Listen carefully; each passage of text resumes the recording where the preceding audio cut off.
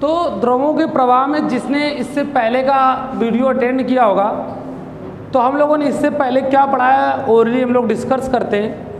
पहले हम लोगों ने पढ़ा था आइडियल लिक्विड यानी आदर्श द्रव किसे कहते हैं, धारा रेखी प्रवाह, विक्षुब्ध प्रवाह, श्यानता, ऐसे ही छोटे छोटे टॉपिक्स पढ़े। बट आज सबसे पहले हम लोग डिस्कस करेंगे क्रांतिक वेग। क्या डिस्कस करेंगे बेटा? क्रांतिक वेग। क्रांतिक वेग ये होता क्या है? क्रांतिक वेग क्या होता है? तो किसी भी तरल द्रव का वह अधिकतम वेग कि धारा का प्रवाह धारा रेखी बने रहे, यानी किसी भी द्रव का वह अधिकतम वेग जिससे द्रवों का प्रवाह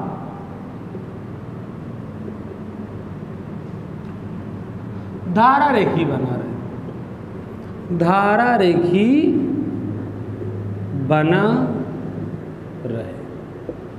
लॉजिक ये उठता है कि जैसे हमने कहा ना कि धारा रेखी बना रहे, यानी आपने देखा होगा कि जैसे हमने मान लिए पाइप है, तो यदि हम स्लो स्पीड से पानी निकले तो आपने देखा होगा इधर उधर मुड़ेगा।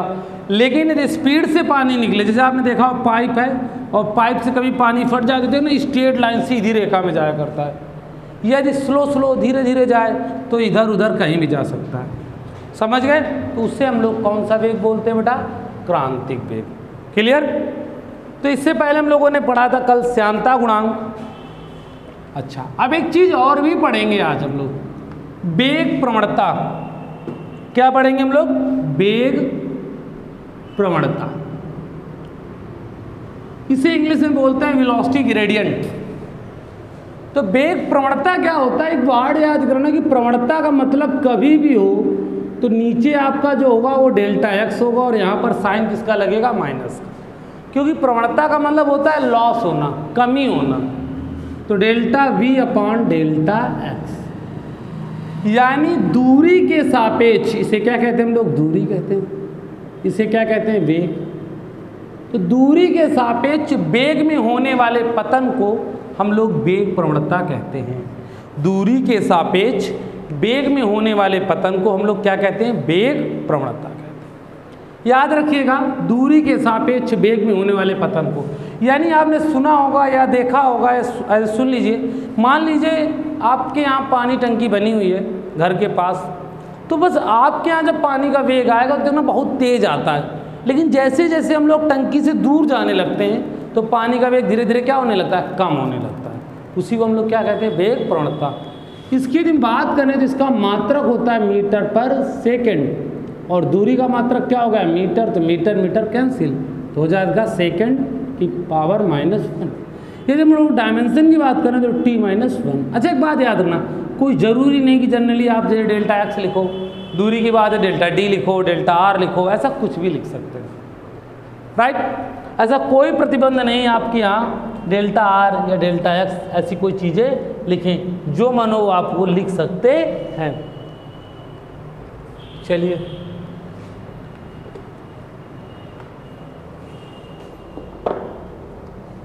अब हम लोग पढ़ेंगे श्यानता गुणांक।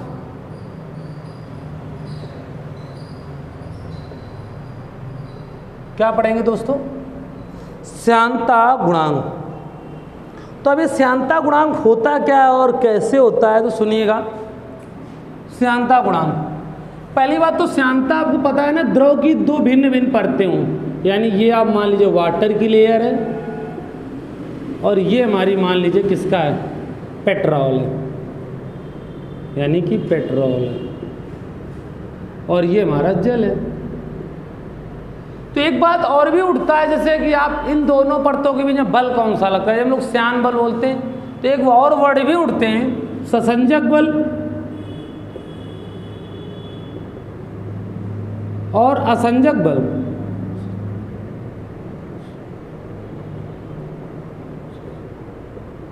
ससंजक बल और असंजक बल, या कुछ लोग ससंजक कहते हैं या केवल ससंजक कहते हैं, जो भी इच्छा हो आप लिख सकते हैं। तो ये दो होता है। यदि एक ही टाइप की परतें हों, मान लीजिए पानी मान लीजिए आप इसको, और प्यारा सा शरबत मान लीजिए, यानी दो समान परतें हों। कैसी हों? दो समान परतें हों। और असंजक बल लगता है जब दो भिन्न भिन्न परतें हों। याद रखिएगा, जब दो भिन्न भिन्न परतों के बीच में लगने वाले बल को असंजक बल कहते हैं और दो समान परतों के बीच में लगने वाले बल को ससंजक बल कहते हैं। क्लियर? तो हम लोग, अच्छी बात है, छोटा सा टॉपिक था।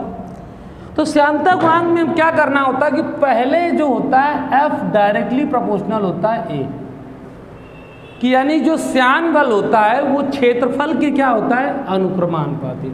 जो श्यान बल होता है वो दो परतों के बीच में लगने वाले, जो भाई दो परतें होंगी इनके बीच में क्या लगेगा? बल। तो वो जो होता है उनके क्षेत्रफल के, इनके क्षेत्रफल के कैसा होता है? अनुक्रमानुपाती।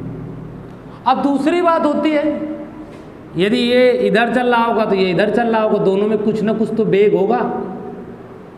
पानी बहता है, कुछ भी होता है तो वेग होता है ना। तो जो ससंजक बल होता है या श्यान बल होता है वो वेग प्रवणता के अनुक्रमानुपाती होता है। वेग प्रवणता के कैसा होता है? अनुक्रमानुपाती। इसे मान लीजिए समीकरण 1 और इसको मान लो समीकरण 2। तो समीकरण 1 व 2 को साथ लेने पर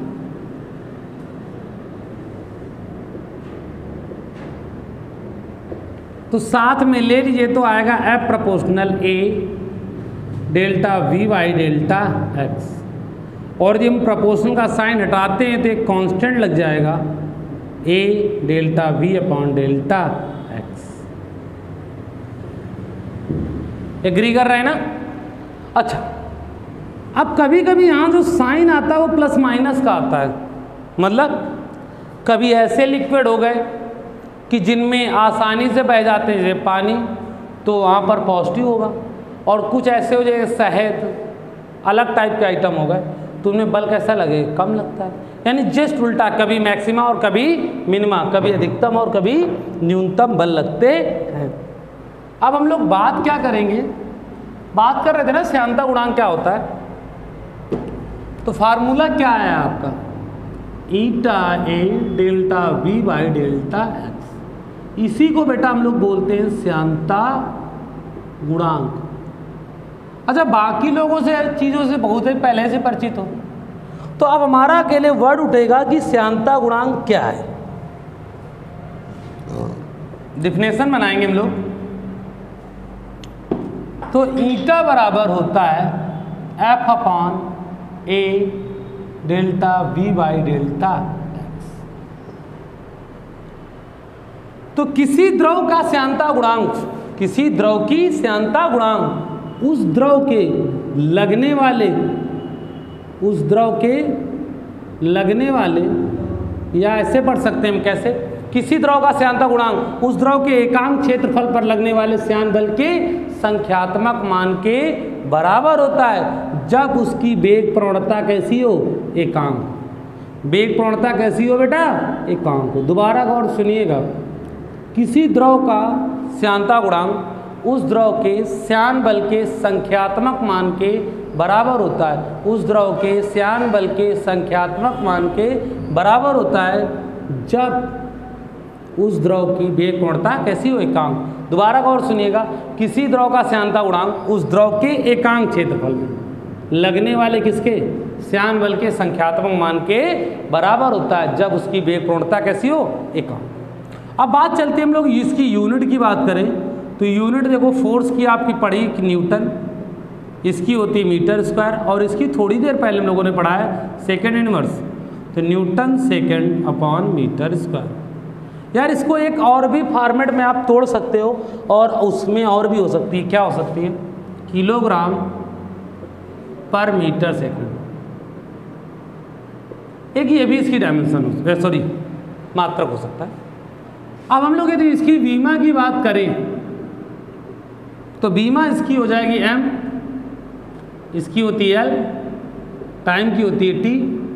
तो यदि इसको सिंप्लीफाई करेंगे तो हो जाएगा m minus l minus t minus. अच्छा, एक इसका सीजीएस में बेटा मात्रक होता है। सीजीएस पद्धति जानते ही आप लोग, सेंटीमीटर ग्राम में मात्रक होता है पॉइज। क्या मात्रक होता है बेटा? पॉइज।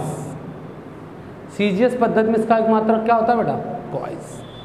क्लियर? तो आप जैसे न्यूमेरिकल जो लगते हैं वो एमकेएस में लगते हैं, तो आपको पता होगा, ये आप पता कर लीजिए कि एक पॉइज बराबर 1/10 किलोग्राम पर मीटर सेकेंड होता है। ये हमारा था श्यानता गुणांक। बड़ा इंटरेस्टेड टॉपिक्स है और अच्छे से सुनिएगा।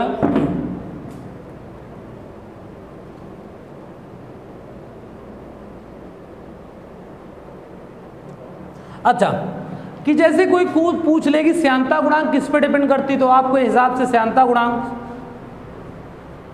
जैसे जनरली आपसे पूछा जा सकता है कि श्यानता गुणांक किस पे डिपेंड करती, तो आप बता सकते हैं कि किस पे, ना वो क्षेत्रफल पे डिपेंड करती है, नॉट, ना वो delta we by delta x पे डिपेंड करती है, यानी ना वेग प्रवणता पे निर्भर करती है और ना ही वो क्षेत्रफल पर निर्भर करती है, केवल वो लगने वाले श्यान बल पर निर्भर करती है।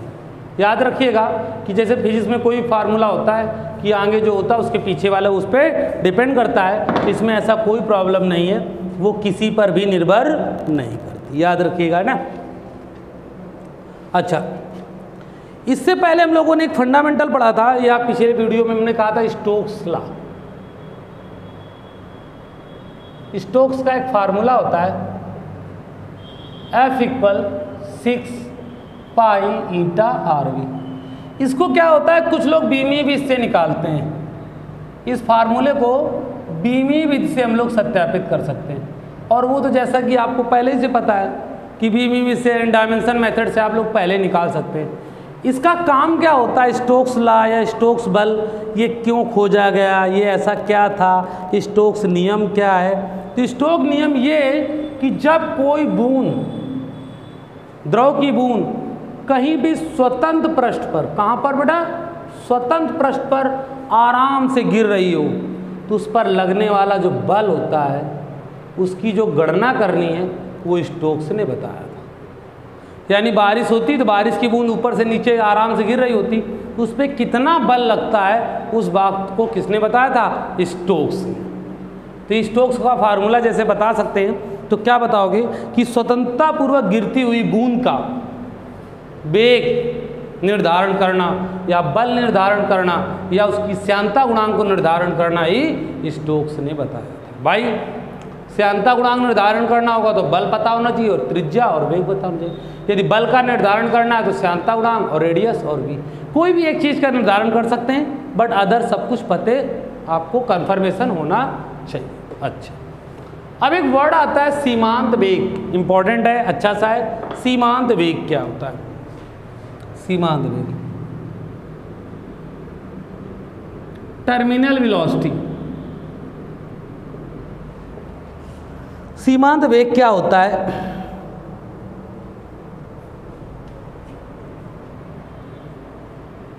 किसी श्यान माध्यम में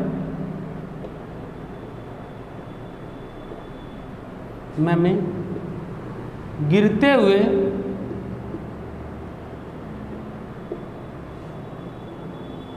पिंड का प्राप्त नियत वेग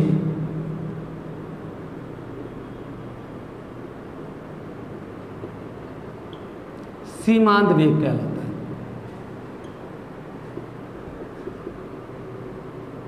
कहलाता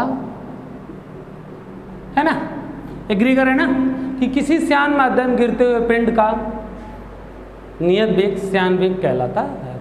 इसकी एक प्रूवमेंट्स है और जो काफ़ी इम्पॉर्टेंट है आपके एग्जामिनेशन में या न्यूमेरिकल प्रोसेस में या अदर कॉन्सेप्ट में कई जगहों में बार बार पूछी गई है, उसको देखेंगे और सुनिएगा। हमने पहले ही बता दिया कि बूंद होनी चाहिए, तो हमने मान लिया बूंद, और यहाँ पर क्या मान लीजिए कोई मीडियम है, श्यान मीडियम है, मान लीजिए जलाव भरा हुआ है, गाढ़ा होता है या शहद भरा हुआ है, तो आपने किसी ज़माने में एक बात पढ़ी होगी, यदि आपको पता है, क्या कि यदि ऊपर की ओर एक फोर्स लगता है तो भार कहाँ होता है बेटा, नीचे की ओर।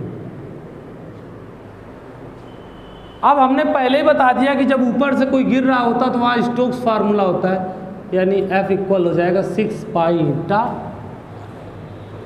एक बात और भी बता दें कि जो आपने पढ़ा होगा तो F इक्वल क्या पढ़ा होगा, mg, यानी जो फोर्स होता है वो वेट के इक्वल होता है।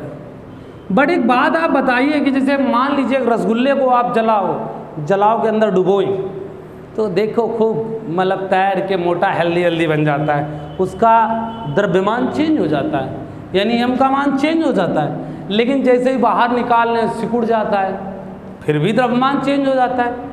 तो हम लिखेंगे m minus m dash into G. अब कहोगे सर ये क्या है, ये है पदार्थ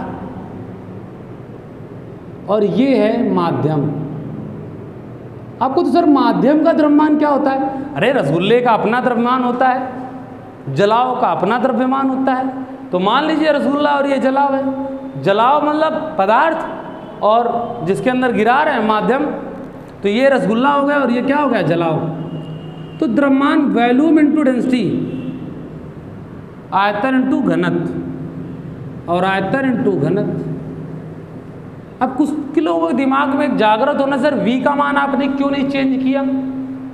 तो बेटा यार रसगुल्ले को हम यदि हम जलाव के अंदर डालें तो गोल का गोल ही रहेगा, त्रिभुज तो बन नहीं जाएगा, तो आयतन उसका चेंज नहीं होता। तो ये फार्मूला होता है 4/3 pi R cube rho minus 4/3 pi R cube sigma into क्या रख दोगे, जी। और F का मान क्या था बेटा हमारा, 6 पाई ईटा आर।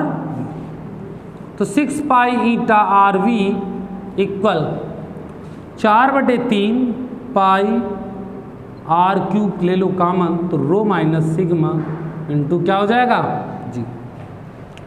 अब देखिएगा कुछ कैंसिल हो सकता है हमारा, एक आर से एक आर चला जाएगा, एक पाई से एक पाई चला जाएगा।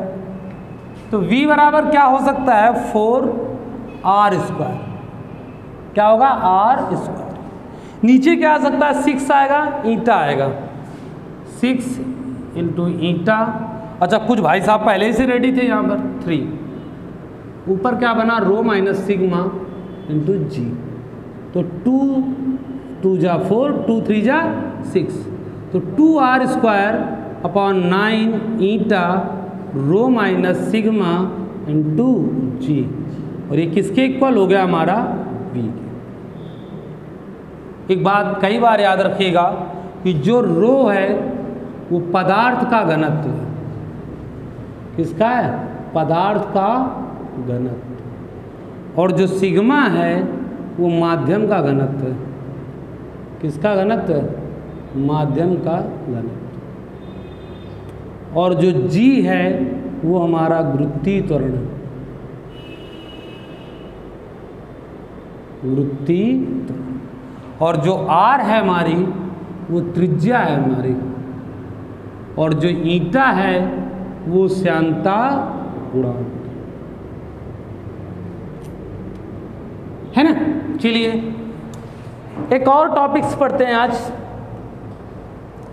एक बात याद रखिएगा कि श्यानता गुणांक किस किस पे निर्भर करता है, यानी जो सीमांत वेग होता है, सीमांत वेग आपका v डायरेक्टली प्रोपोर्शनल r यानी त्रिज्या पर निर्भर करता है, v इनवर्सली प्रोपोर्शनल 1/r यानी श्यानता गुणांक के व्युत्क्रमानुपाती होता है, और v डायरेक्टली प्रोपोर्शनल होता है रो माइनस सिग्मा। यानी यदि किसी बूंद की त्रिज्या का मान बढ़ाएंगे तो वेग का मान बढ़ेगा, श्यानता गुणांक का मान घटाएंगे तो वेग का मान बढ़ेगा। समझ गए बात को। तो इन चीज़ों पर श्यानता गुणांक निर्भर करता है। अब जैसे सीमांत वेग के कुछ उदाहरण हो सकते हैं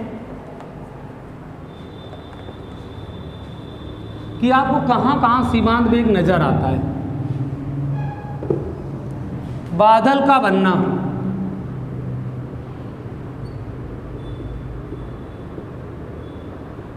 सीमांत वेग के उदाहरण।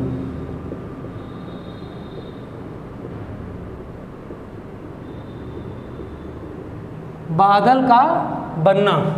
आपको सर बादल कैसे बनते हैं? तो जब धूल के कण वाष्पित होते हैं, मतलब धूल के कण नीचे से वाष्पित होते हैं और वो धीरे धीरे सीमांत वेग से ऊपर की ओर जाते हैं और एक जगह सब जगह क्या हो जाते हैं, एकत्रित हो जाते हैं।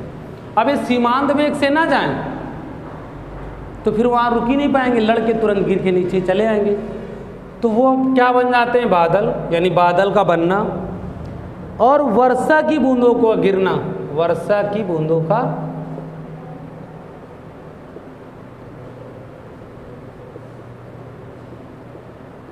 गिरना।